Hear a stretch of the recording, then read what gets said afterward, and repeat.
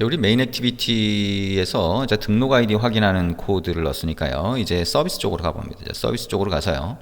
자, 우리가 상대방이 푸시를 보냈을 때 우리가 푸시를 받을 수가 있는데, 자, 그게 on message received라고 하는, 자, 여기서 받게 된다 그랬죠. 여기 안에다가 이제 코드를 넣어 보도록 합니다. 자, 여기에 코드를 넣었는데요.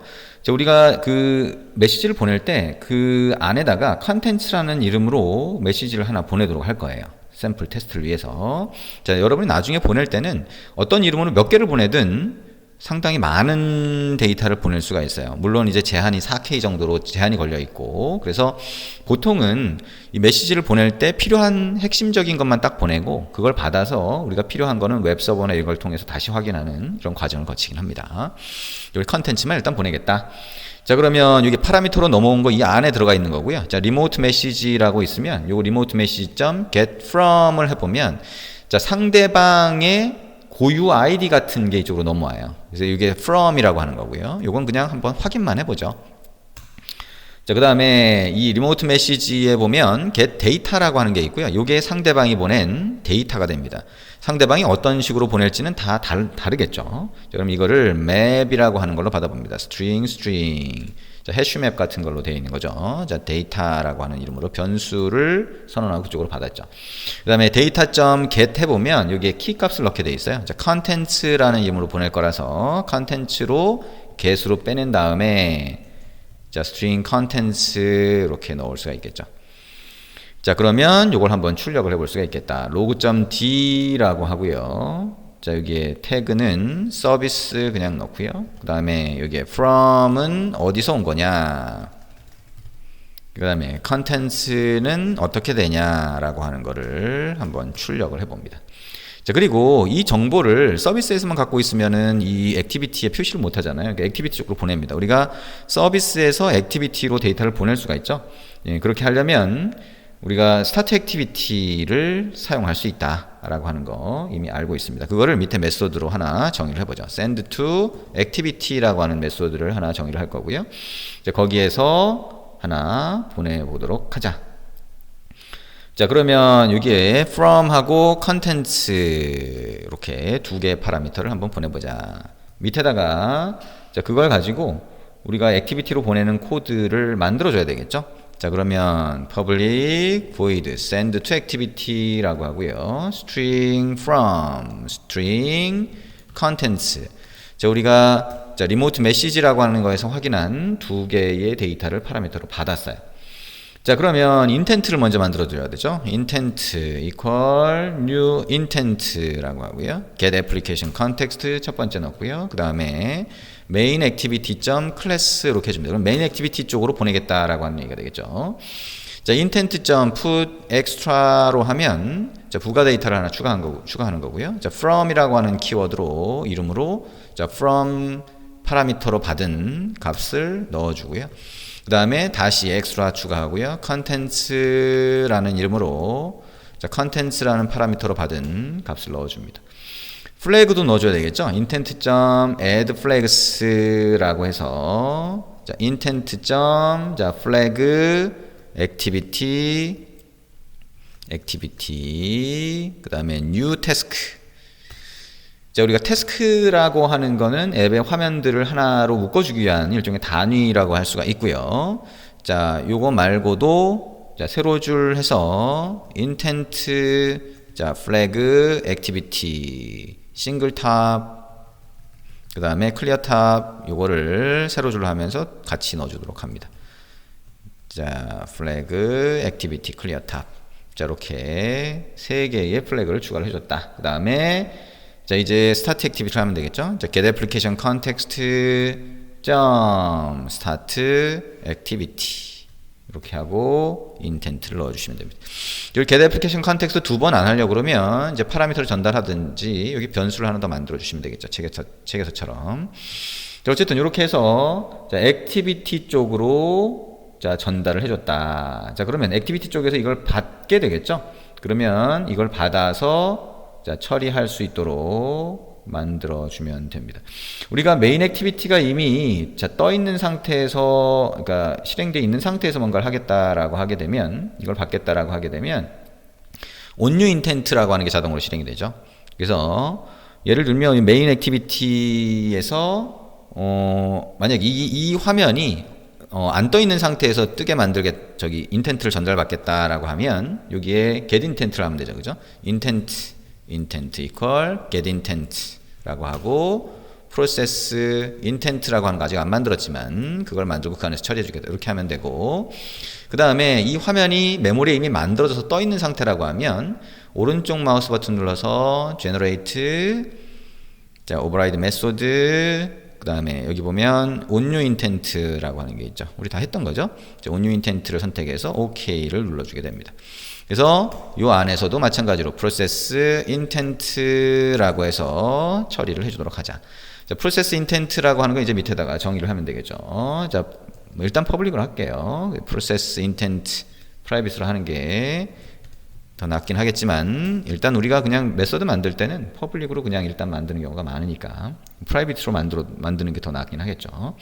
어쨌든 이렇게 만들고요. 자, intent.get string extra 이렇게 하면 되는데 intent가 널일 수도 있으니까 널 체크는 한번 해줄게요. intent가 널이 아니면 자, 이 널 체크는 앞에서 해주든 여기서 해주든 뭐 상관은 없고요. 어쨌든 널이 아니면 자, intent로부터 get string extra라고 해서 extra 데이터, 부가 데이터를 하나 꺼내면 되겠죠. 자, from을 먼저 하나 꺼낼 수가 있을 겁니다. from하고 우리 content를 보냈잖아요. 자, from을 꺼내서 자, string from 이렇게 넣고요. 자, 그 다음에 string contents라고 해서 intent.get string extra라고 해서 contents 이렇게 넣어주도록 합니다. 그러면 두 개를 우리가 받았겠죠. 그러면 이걸 가지고 화면에다가 보여주도록 하자.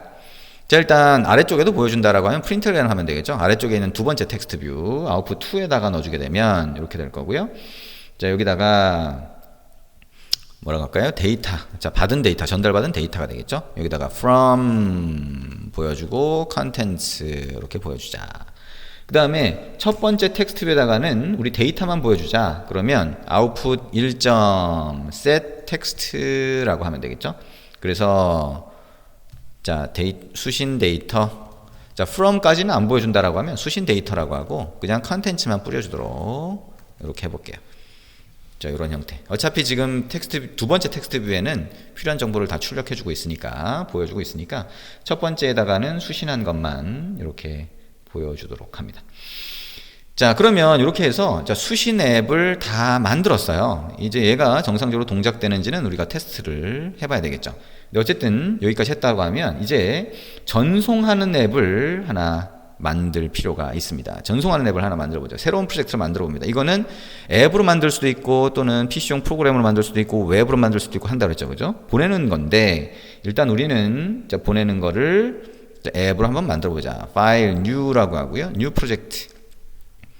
자, empty activity 상태에서 next 그다음에 요거를 자, push send라고 하는 이름을 하나 만들어 보죠. 자, push send. 그 다음에 finish 눌러봅니다. 자, 새로운 프로젝트가 하나 만들어지겠죠. 자, tip of the day 요거는 우리 새로 설치했을 때는 이렇게 나올 테니까요. 이거 체크 풀고 close 눌러주시면 됩니다. 자, 이렇게 하면 자, 새로운 프로젝트가 하나 만들어지고요. 이전 프로젝트는 그냥 창을 띄워놨어요. 자, 클로즈 안 하고 그냥 그대로 놔뒀고요. 그대로 놔둔 상태에서 하나를 만들었다라고 보시면 됩니다. 자, 그러면 요거는 이제 화면을 어떻게 구성할지 한번 가봐야 되겠죠. 자, activity main.xml을 열고요. 자, 가운데 있던 텍스트는 삭제. 그 다음에 리니어 레이아웃을 이용해서 만들어 볼까요? 최상위 레이아웃 선택하고 오른쪽 마우스 버튼 눌러서 convert view, linear layout, apply. 자, linear layout 선택하고 자, 오리엔테이션을 버티컬로 변경. 자, 이렇게 해주도록 했습니다. 자, 우리 위쪽에다가는 우리 자, 입력 상자 하나하고 버튼 하나 만들어서 자, 글자를 전송하기 위한 거 해주고요. 아래쪽에다가는 스크롤 뷰 안에다가 텍스트 뷰에서 어떤 메시지 보여주고 싶은 거를 거기다 보여주도록 만들어 보겠습니다. 자, 그러면 위쪽에 리니어 레이아웃, 허리젠틀이라고 하는 거 하나 자, 여기다 추가를 하고요. 자, 여기에 레이아웃 하이트는 랩 컨텐트로 바꾸고 그 안에다가 입력 상자 여기 텍스트 그룹에서 플레인 텍스트 입력 상자 하나 추가하면 되겠죠. 그 다음에 버튼 하나 추가해보자. 버튼 이렇게 추가를 해보도록 합니다. 자, 버튼의 아이디는 small b, 자, 작은 소문자 b로 시작하는 버튼이고요. 자, 입력상자는 자, 이거를 아이디를 input 1로 바꿔볼게요. 좀 간단하게 쓸 수 있도록. 그 다음에 입력상자의 글자는 삭제. 그 다음에 버튼의 글자는 전송이라고 하는 글자로 자, 이렇게 수정을 해봅니다.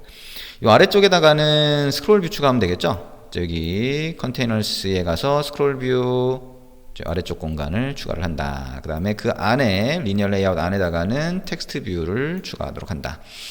자, 요 텍스트 뷰의 글자는 삭제. 그 다음에 텍스트 사이즈는 좀 키워볼까요? 텍스트 사이즈로 가서 글자 크기를 좀 키워보도록 하자. 20sp. 그 다음에 위쪽으로 올라가서 id는 자, output 1로 하도록 하자. 자, 입력 상자는 input. 그 다음에 텍스트 뷰처럼 글자를 표시하는 거는 아웃풋으로 이름을 붙여가고 있습니다. 자, 그러면 이제 자, 전송하기 위한 기능을 넣어야 되는데요. 우리 전송할 때는 그 인터넷으로, 그죠? 그리고 웹 서버, 자, 구글 서버, 즉 파이어베이스 서버라고 하는 웹 서버로 되어 있어요. 그래서 웹 방식으로 전송을 해야 되겠죠. 그때 많이 사용하는 라이브러리 중에 하나가 볼리라고 하는 라이브러리를 사용을 합니다. 다른 걸 써도 크게 상관은 없지만, 자, 그래서 볼리라고 하는 라이브러리를 갖다가 한번 사용을 해보자. 자, 그러면 build.gradle 모듈 앱으로 가서 자, dependencies라고 하는 거 안에다가 한번 추가를 해보도록 합니다. 자, implementation 이라고 하는 거 추가를 하고요. 여기다가 com.android.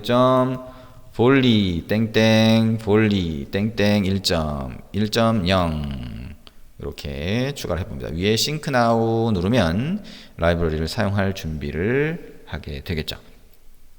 자, 그리고 우리 인터넷도 사용을 해야 되니까 매니페스트를 열고 인터넷 설정도 해볼 수 있을 것 같습니다. 안드로이드 manifest.xml로 가서 자, 여기다가 꺽쇠 표시 use permission enter 인터넷 엔터 슬래시 붙이면 인터넷 권한이 하나 추가가 되겠죠. 자, 그 다음에 이제 메인 액티비티로 한번 와봅니다. 자, 우리 입력 상자와 텍스트 뷰, 에디트 텍스트와 텍스트 뷰가 있으니까요. 자, 에디트 텍스트 인풋 1, 그 다음에 텍스트 뷰 아웃풋 1 이렇게 변수 선언을 먼저 속성으로 추가를 합니다. 그 다음에 이제 코드를 쭉 입력하면 되겠죠? 조금 이따가 이어서 하도록 하겠습니다.